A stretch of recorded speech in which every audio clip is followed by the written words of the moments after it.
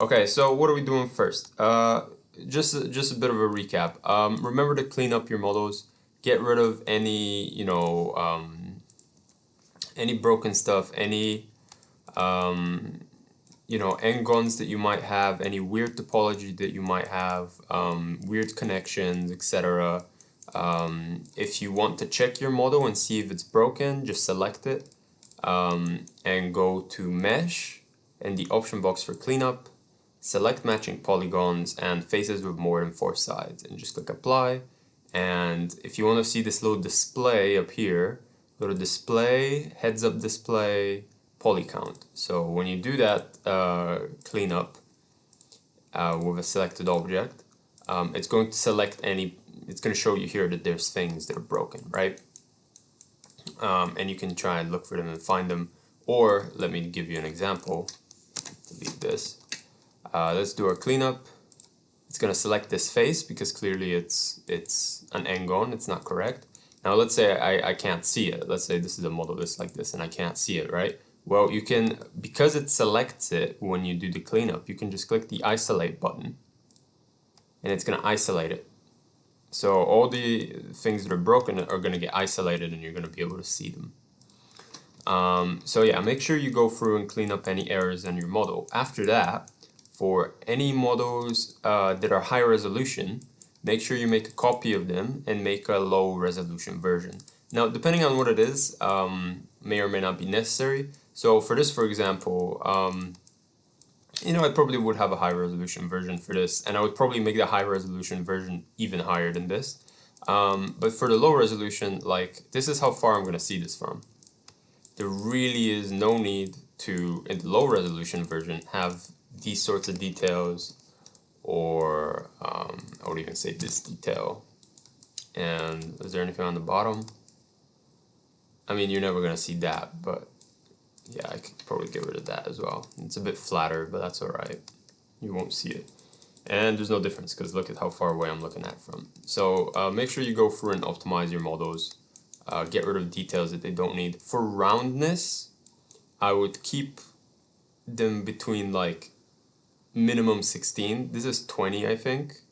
20 lines going around. So I'd keep it at, minimum 16. If you have something that's very, very long, like this stem here, like I reduced this down to 5, this stem. So there's only like 5 going around it. If this was 20, this would be 4 times bigger. So right now this is 125. If this is 20, it would be, instead of 5 going around it, it would be more than 4 times. It would be a lot. It would be a lot. So yeah, use your judgment. Like this vase, for instance, maybe could have been less, maybe could have been less, but again, not too much of an issue. Also, some of these details I could bake.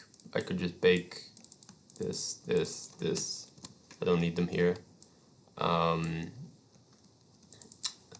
But as it stands, it's quite a low resolution asset regardless, so no real need to mess with it too much. Now, if you had like 50 of these, you would be justified to be like, alright, I'm gonna have 50 of these, and even if I reduce it just by like 100 times 50 is 5,000. So, that's quite a considerable amount of resolution. It depends on what your asset is. It depends on how unique it is. So this is all unique, so I'm kind of okay with it being a little higher resolution. This is a bit unique. Books that are repeated 100 times, not very unique. So maybe more justified to keep them low resolution. So yeah, go through and optimize your assets. We went through it last time. I won't go through it any further now. And then we get to UVing. So as I said, I'm only gonna be working on these things. So I'm gonna group them and separate them. Working, and let's hide this. So these are the only ones I'm gonna work at. So I'm gonna make sure that they all have frozen transformations, and I'm gonna delete all our history. So let's do a brief recap on UVing. I'll do it on this table and on this toaster. And the toaster is a little complicated, so maybe I'll give you guys a good example. So let's start with the table. How did we do our UVs, right? So let's open up our UV editor. And let me go to standard workspace so it's a little easier to see. Right, so by default our table has completely broken UVs. So what I do first is I'm going to go to UV and I'm going to do planar, and that's just going to scan the model from one direction, so you can see it's scanning it from this plane, this direction. And it's going to put it all in here, but it's going to be sideways, it's going to be not visible, it's going to be broken. So I'm going to go to UV and go to camera base just so I can see it a bit better. And now I can just go through with my edge tool and cut up this, this object into pieces.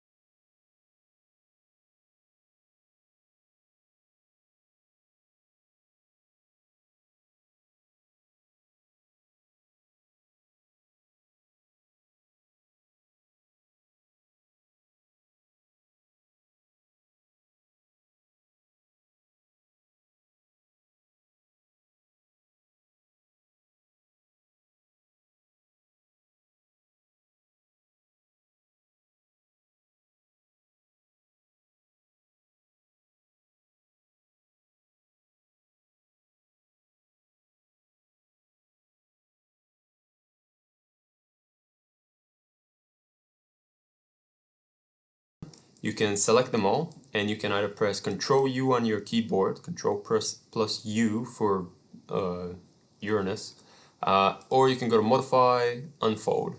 They're the same thing. It's going to unfold them all. Now remember, you have to freeze the transformations of your object and delete its history. If you don't do that, your unfold is going to be weird. It's essentially going to try and remember how the model used to look before you edited it a bunch and unfold it that way. It's just going to break.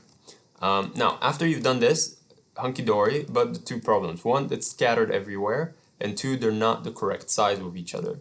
So what do? We select them all, and we go Modify, Layout with the option box. Make sure you have Unfold 3D ticked at the top. If you don't have that ticked, or if you don't have that available, go to Windows, Settings and Preferences, Plugin Manager. And then just type in Unfold, and it should come up with the plugin for that, and make sure it's loaded and auto-loaded. So let's do that. Layout, option box, Unfold 3D, make sure it's packed together. Like if you haven't messed with these, none of these should change anyway, but it should be packed together. Make sure your shell pre-rotation is set to one of these.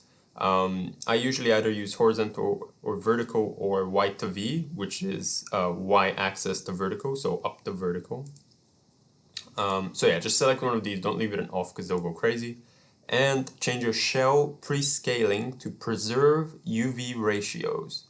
This means that they're all going to be the same size as each other. Not as other objects, but just as each other, as the ones you've selected. They'll be to scale with each other, right? I think usually I have rotate shells on. Texture size, you can leave this as 1024. And down here, the shell padding and tile padding, you can put in 2 pixels for each. So that means that there will be 2 pixels of distance, if it's a 1024 map, between every shell and the border, and every shell and each other. So those are the settings. Select everything, click apply, and it's going to lay it out for you. Magical. Now, for me, this is not great, honestly, because everything's pointing in different directions. So if I put a wood texture on here with the wood grain pointing upwards, it's going to be going up some of these beams and sideways on other ones, right? Which isn't what I want. So what I'm going to do is I'm going to manually, not scale, I'm not going to do any scaling, but manually I'm going to rotate all of these so that they point the right direction. And I think I'm going to make them point up. Just because I think there's more of them pointing up than sideways.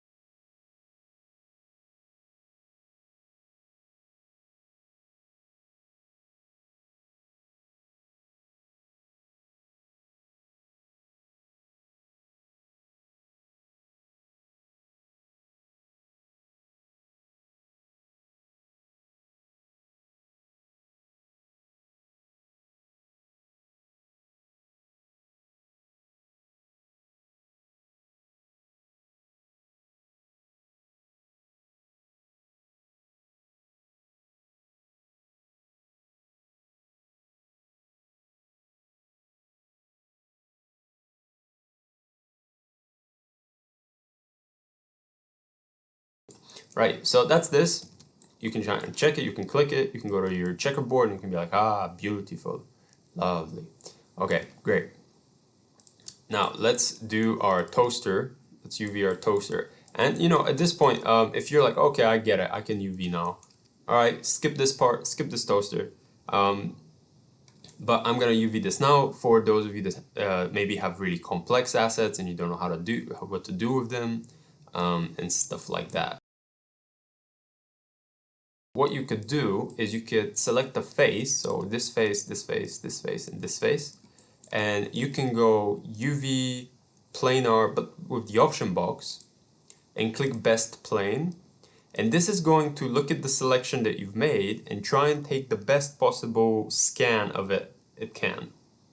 So if I click apply now, it's going to do a separate scan of, oops, one last thing we need to add here, keep image width height ratio. So it's the right size. And you can see now it's the right size.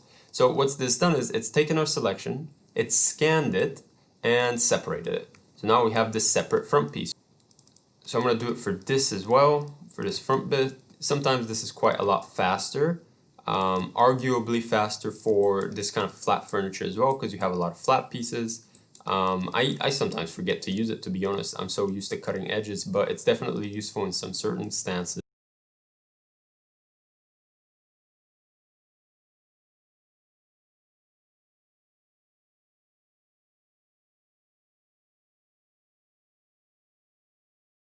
This extra detail that's going around the corner is confusing it.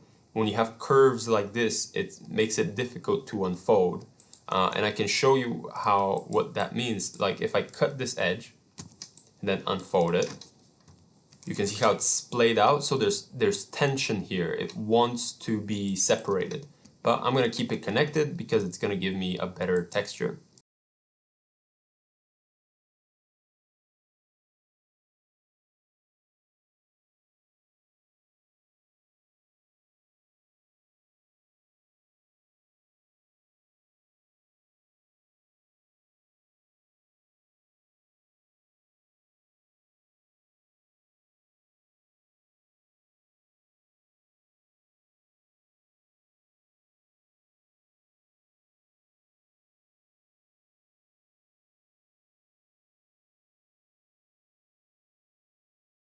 Okay, so that's pretty much UVing done for our two main assets, right? So we want to bake some textures. So how are we gonna do that? I'm always like paranoidly making sure the transformations are frozen. So when you know they're in the same space, I would then open them all up and I'd get the low resolution table that's in the same space, and I'll go, it has the UVs as well, and I'll go File, Export Selection, and I'll put it in a specific folder. So I would have a folder for this, and I'll call the folder, you know, table toaster baking or something. And in that folder, I'll go in there, and file type I'll go for is FBX export. You can do an FBX export, or if that gives you problems, you can do an OBJ export. The difference is that an FBX export can use multiple files and has a lot of other information. OBJ is generally a slightly more basic file type. But I'm going to choose FBX right now because that's the thing you import into game engines as well. And I'll save it here and I'll call it table underscore low. And I'll make sure that in my options I have the first one, smoothing groups, and the third one ticked. So like under geometry, first one and the third one. Second last one is ticked for some reason, I don't remember why. But the rest can stay unticked. You don't need the rest, just top one and the third one, right? I don't have animation on it, and I don't think there's anything else I need to change. I don't believe. So you could kind of leave the rest as is. Just make sure the first one and the third one are ticked and not the rest. And this second last one is ticked for some reason. And then you can just export it. And then I'm going to select my high resolution table. And you can see almost nothing changed, but I did select my high resolution table.